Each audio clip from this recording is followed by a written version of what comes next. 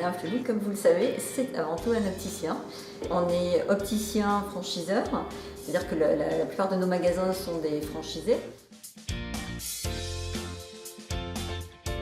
Nous avons le souci et souhaitons mettre en place une politique RSE entre guillemets, puisque c'est ce que l'on dit et c'est ce qui est couramment utilisé.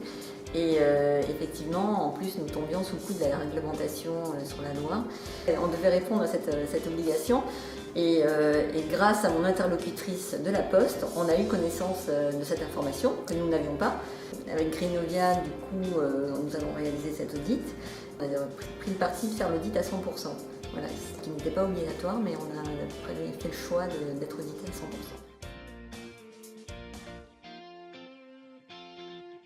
L'objectif dans un premier temps, c'était une mise à plat de nos pratiques et de nos process en interne, tant sur l'achat que sur l'utilisation des véhicules, les modes opératoires, les modes d'affectation, etc. Ensuite, une fois que tout ça a été mis à plat, c'était d'analyser la pertinence et la performance de nos process en fait en interne et de savoir si tout cela avait du sens et était cohérent. Ce qui a été intéressant au cours de l'audit, c'était l'échange avec les auditeurs qui nous faisaient part de leur retour d'expérience sur différentes sociétés, de ce qu'ils avaient pu voir et de ce qu'ils avaient pu mettre en place. C'était assez simple, les informations demandées étaient assez simples à fournir.